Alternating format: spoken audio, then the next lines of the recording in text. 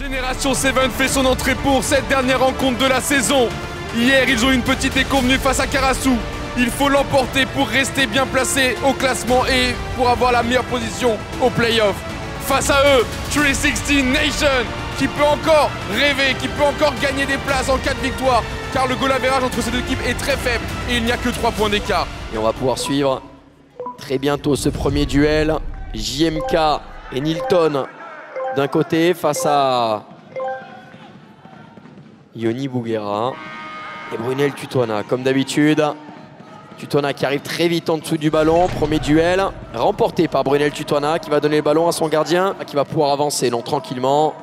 Si on décide finalement d'y aller tout seul, la frappe de Bouguera.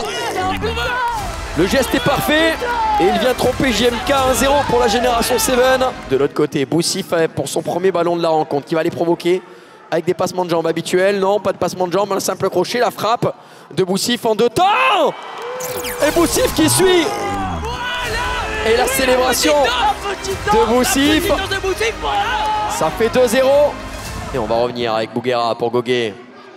Goguet qui donne ce ballon à Boussif, la passe en retrait, qui a essayé de retrouver Goguet, mais là il va y avoir une contre-attaque avec Dodé Ndongala. La passe dans le dos pour Nilton, Pignadi Tavares. Wow. Deuxième tentative, troisième tentative, celle-là, elle est rentrée.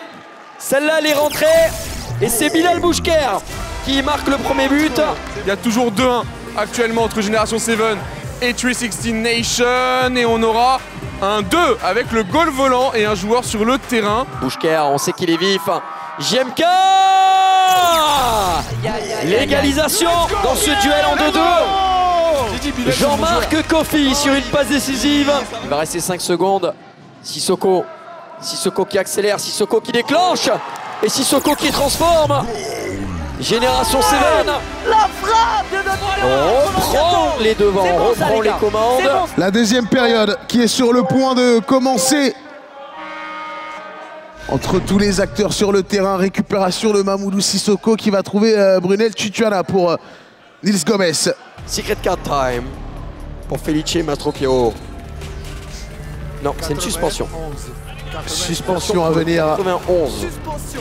Eh oui, pour... du numéro 91, Génération 7. Brunel Tutuana. On va découvrir la carte de cette secret card. Suspension aussi. Ah, suspension aussi, ouais. Suspension également. Suspension. 2 suspensions. 29 de l'équipe 360 Nation. Et c'est Dodé Ndongala. Et c'est un penalty donc du président utilisé côté 360 Nation. C'est Manuel Semedo qui va venir le frapper. C'est Manu Semedo donc pour frapper ce penalty et permettre à la 360 Nation de revenir à 3 buts partout.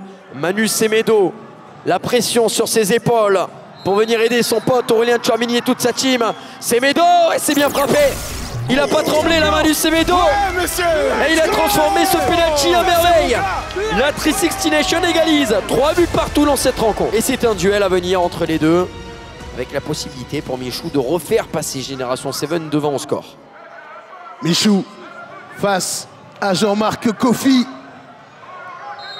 pour s'élancer le penalty du président pour redonner la tête à la Génération 7.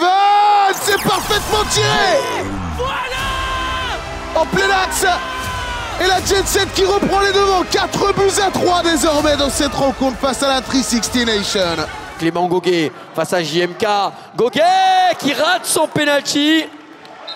Et c'est JMK qui permet à la 360 de n'avoir toujours qu'un petit but de retard. Et on est reparti donc pour ces 2 dernières minutes.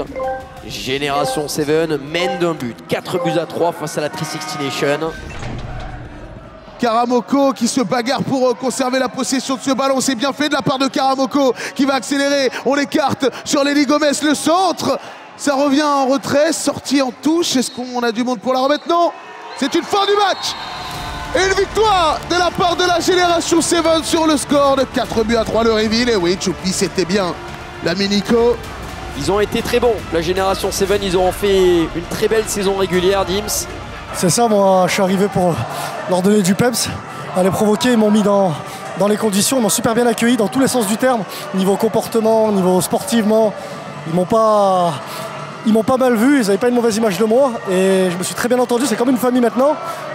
On mérite cette victoire, on méritait de gagner l'autre match aussi, on a perdu et là ça nous fait plaisir, on renoue avec la victoire et j'espère qu'on va aller à la Coupe du Monde parce qu'on est une très belle équipe et on mérite. Là il reste 5 équipes en compétition pour la World, il y a 2 places à prendre, va falloir se battre.